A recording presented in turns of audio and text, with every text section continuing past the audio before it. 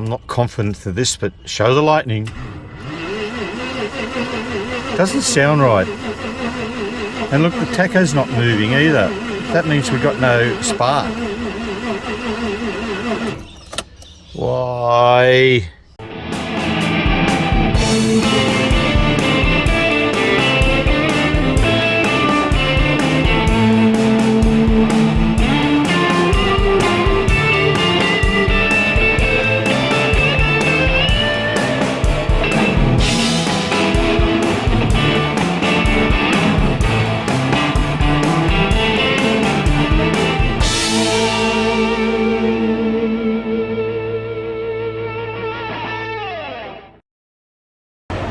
Well, we're here with my 1988 Jaguar XJ40 that's called Jane. Used to be called Jane Doe because we didn't know where she came from, and we got some history of it and found out where she came from. But I haven't told anyone on these last videos yet, but poor old Jane has been sitting in this position here for 2 months because it's not going. And I've had so much else on my bloody plate, I just haven't had a chance to look at it fully properly. I looked at a few things. I checked to see if it had spark. I threw some go juice into it and she fires up with go juice. I thought, okay, I knew she had fuel. So I went and thought, okay, it mustn't be getting pulse to the injectors because it's got spark, but it won't fire. So I changed the crank ankle sensor because I had a spare one, and not thinking that was going to be the thing, but that's the first thing you go for in these. If she doesn't fire up, you don't have spark, or you don't have inject pulse to the injectors. So I threw my node tester on it, and lo and behold, I do have pulse to the injectors, and I do have fuel, and I do have spark. And I'm thinking, well, it's been sitting there for a couple of weeks. It was in the rain. Do I have water in my fuel tank? Which is always possible, because these aren't the smartest idea to keep fuel out of the tank. So what I did was just take this line off the fuel rail here, and lo and behold, I do have water in the fuel tank, which is a bugger. So I'm going to see how much I've got in there. I'll have to change the fuel filter, which is at the back and underneath the car, which is a pain in the ass. But I'm just going to cross the relay and see if we can just power it up permanently, because with the ignition it'll only run for 1 or 2 seconds before it turns off again. So let's just do that. Okay, all I'm really doing here is just bypassing the relay and hooking up the pump direct by the positive wire, and it'll be the brown in this case. So we'll just be going to do that. But before we do that, let's unhook that fuel filter and see if we can get some water out of it. She's struggling because I reckon she's got water in the fuel filter, and it's struggling to pump it out of the tank. In fact, really struggling. That should be pouring out like an elephant's pee, but it's not. It's struggling. So the only way to fix that is I've got to pull out that fuel filter underneath the back of the car before we can really do anything about it. And she does have fuel in her. She's showing 1/4 of a tank or 1/3 of a tank, so that should be sufficient enough for it to pump through. That's been running now for about 5 minutes. I still haven't looked at the fuel filter yet. That's just pumping out water, pretty much water. It's got a lot of water in it. The cap was sealed tightly, and it wasn't. The drain was working on the fuel cap, so I don't know how I got so much water in it. Okay, that's just the first tank. Fuel 1 part, water 9 parts. Well, I've filled that container up twice now with water.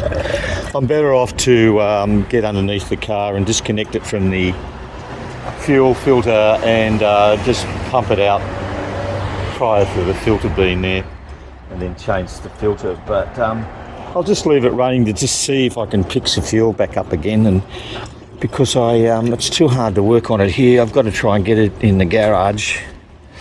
But at least I know what's wrong with it now.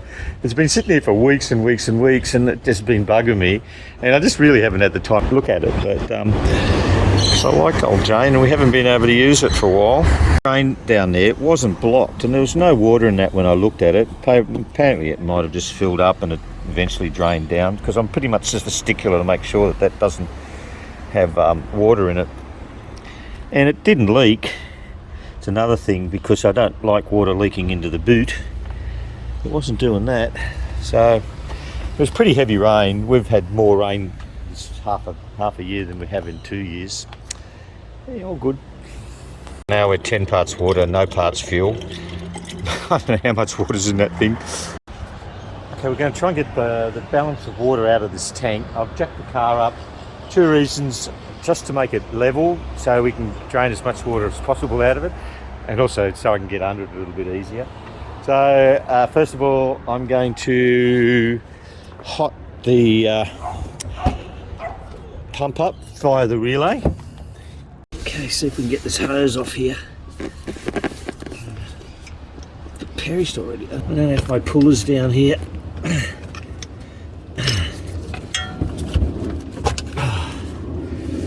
Okay, all right. Okay, we might just try to see with the bucket first and see how much we can get out of it. I might change that bucket around a bit. Let's go. We're getting fuel out of it. What's going on? Oh, fuck it. That means the pump's fucked.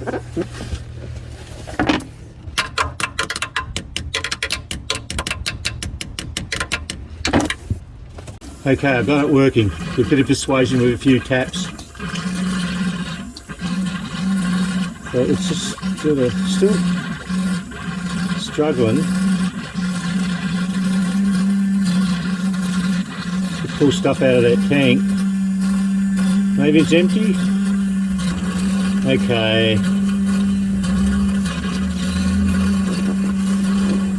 Okay, I've taken the line off the tank. And nothing coming out of that tank. She's empty. I think she's empty. Okay, so I've got the fuel filter out. Let's just see how much water's still stuck in that. It's all water. So we'll replace that. Okay, got my new filter to put in. And a little tip here. These are a Z400 filter, as you can see there, and Z400 filters are in a wide variety of different engines, Volvo and Jaguar. If you go and buy a Jaguar one or a Ryco one, they're going to cost you about $34. I found these on EasyBay. They're a micro fresh filter, which is Australian brand, so they're made in Australia. You can get them for $4 each, and the application's for an industrial tractor busy thing, because they're used in a lot of industrial machinery, mining stuff. So there you go, $4 for an Australian made fuel filter. Pretty good. I'll see if I can find a link for it, and I'll put a link down below, so if you want one you can just go straight to it and buy one. Well, the filter was full of water. That was pretty much all the water we've got out of it. So what we'll do now, we've got 15 litres of fresh fuel in it.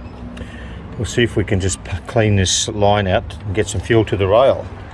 Okay, we'll put the relay back in.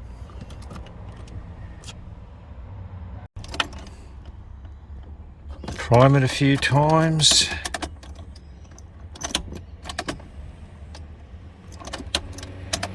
Okay, show the lightning.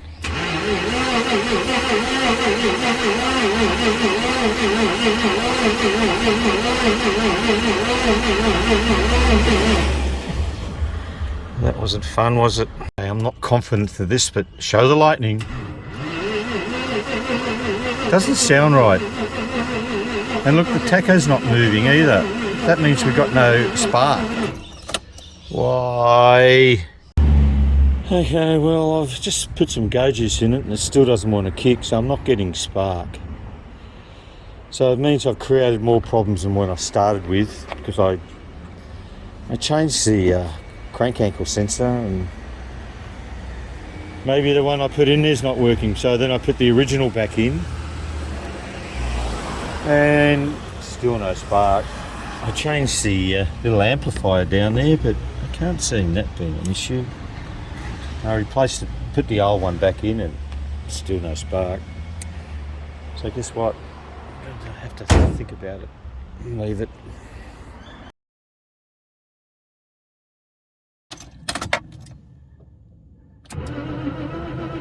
Have I really wrecked this beautiful car? Why does it sound like it's missing compression on one of the cylinders? Oh, look at that. Nope, won't go. Well, it's been nearly a month since I've been back to this old girl, and the situation's getting from bad to worse. It's just not going, and I feel as though that it's lacking compression in one of the cylinders, and it can probably only be because I think I pumped water into the cylinders when it had water in the fuel and it's gone through the injectors. I don't know. I really don't know. So I'm going to give it a compression test and see which one's down. If it did get a little bit of water in it, maybe it's recoverable because it's, you know, it's they're pretty tough engines. But we'll give it a compression test and see if we've really stuffed this whole thing up. Well, they're all looking pretty wet. I think that's only because I sprayed a lot of lubricant in them last time I was here, because I felt like there was getting water into the cylinder. But yeah, it just smells like WD, so I think that's okay. Okay, give the front one a go.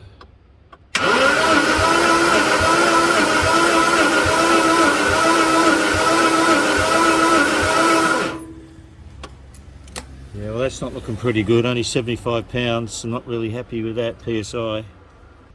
Number 5 or number 2, whatever you want to call it.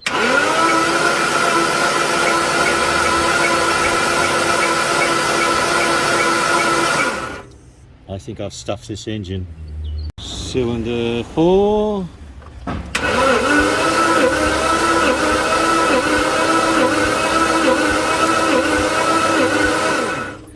That's looking okay. Cylinder 3.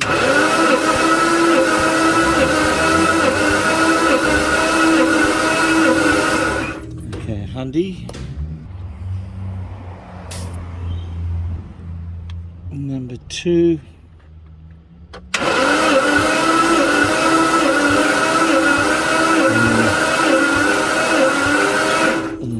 Far out. 60.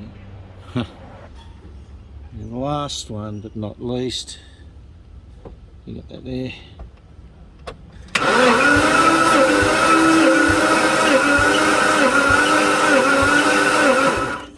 Mm. 75. I've just dumped a whole lot of automatic transmission fluid down the cylinders, and we'll leave it for a while, let it soak in a bit, and then we'll try and do it again. But it looks as though if I'm only getting 1 pound of compression out of this, mate, she's a goner. Sad, really. Okay, well, I don't really think I've got the patience all the time to pull the head off that thing. It'll have to go down to a workshop to get done, and I don't even really have the finances to do that at the moment. So I will send it down there. I'll get a tow truck to take it down to my mate down the road. There's my new Jaguar mechanic, which is great, and he'll be able to give me a better assessment of what really needs to be done. But I think it's stuffed. It's such a shame because she's such a pretty car. They're not worth a lot. That's the biggest problem. Anyway, we'll leave it at that. We'll wait to I get some information on the whether or not it is repairable or not, and we'll probably catch you on the next one. So thanks guys for watching.